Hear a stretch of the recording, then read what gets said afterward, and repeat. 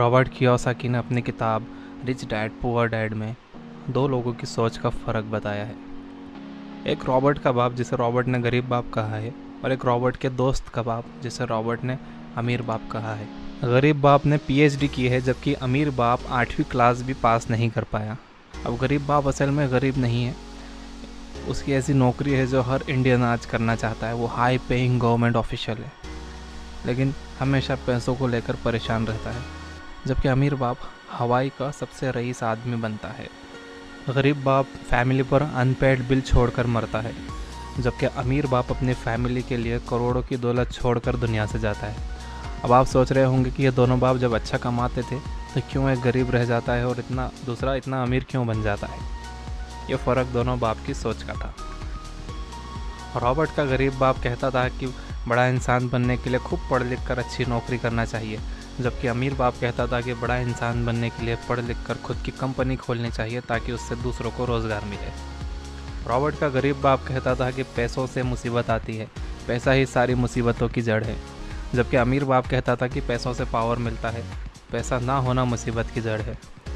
Robert का गरीब बाप महंगी चीज़ें ये कहते हुए ख़रीदने से मना करता था कि हम उसे अफोर्ड नहीं कर सकते, जबकि रॉबर्ट का अमीर बाप कहता था कि वो ऐसे रास्ते बनाने की सोचे जिससे वो सारी महंगी चीज़ें अफोर्ड कर सके।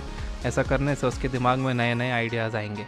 रॉबर्ट अपने दोनों बापों की बातें सुनकर बड़ा हुआ और अपना दिमाग लगाया और अपने अमीर बाप की बातें मानी और फॉलो की, जो बहुत ही अमीर बना, और उसकी सिखाई हुई बातों से रॉबर्ट ने भी करोड़ों कमाए।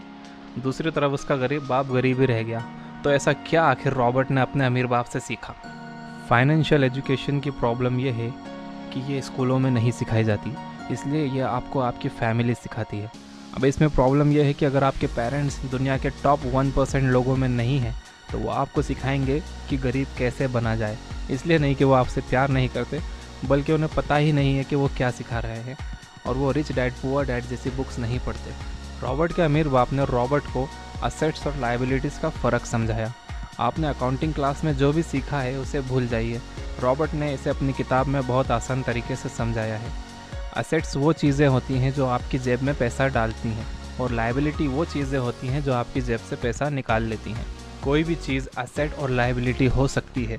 अगर आप एक मकान के मालिक हो और उस पर हर महीने आपके 10,000 रुपये खर्च होते हैं तो वो एक लायबिलिटी है। और अगर आप एक मकान के मालिक हो और वो आपको हर महीने 10,000 रुपये देता है तो वो एक असेट है।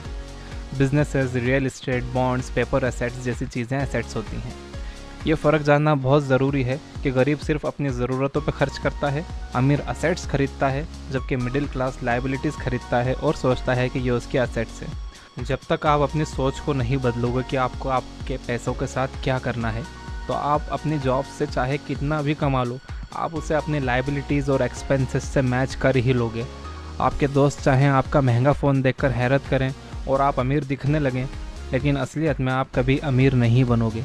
जॉब करना गलत नहीं है, लेकिन मेरे पास जॉब नहीं है क्योंकि मैं मेरी असेट्स से कमा रहा हूँ। लेकिन अगर आप एक आम चलन के हिसाब से स्कूल जा रहे हो, फिर एक नौकरी ढूंढ लेते हो, तो चांसेस हैं कि आप लायबिलिटीज़ बना रहे हो जिसे आप एसेट्स समझ रहे हो। यही है प्रॉब्लम। सो मेक श्योर अगर आप कमा रहे हो तो वो ज़्यादातर एसेट्स में जा रहा है, ना कि लायबिलिटीज़ में जिसे आप एसेट्स समझ रहे हो। और हाँ, जब आप काफ़ी मात्रा में एसेट्स बना लोगे तो फिर आपको अपनी जॉब की भी ज़रूरत नहीं पड़ेगी। ये मुझे बहुत अजीब लगता है जब लोग कहते हैं कि अगर मैंने बिज़नेस किया और रियल इस्टेट में पैसा लगाया और मेरे पैसे डूब गए तो। यही बात वो अपना दूसरा बड़ा टीवी और महंगा फ़ोन खरीदते समय नहीं कहते, जो 1 साल में बेकार हो जाएंगे। एक दूसरा बड़ा टीवी और महंगा फ़ोन जिसकी मुझे ज़रूरत नहीं है ख़रीदने के जगह मैं मेरा पैसा बिज़नेस में लगाना पसंद करूँगा। और अगर मेरा सारा पैसा डूब भी गया तो जो लेसन मुझे बिज़नेस शुरू करने में मिलेगा वो टीवी पर सास बहू के सीरियल्स या नेताओं को लड़ते हुए देखने और फ़ोन पर फ़नी वीडियोस फॉरवर्ड करने से ज़्यादा कीमती होगा। तो यह थी कुछ बातें जो मैंने अपने डैड और रिच डैड पुअर डैड किताब से सीखी। इस बारे में आप क्या सोचते हो कमेंट करिए, और फ्यूचर में ऐसे ही बिग आइडियाज़ के लिए सब्सक्राइब करिए।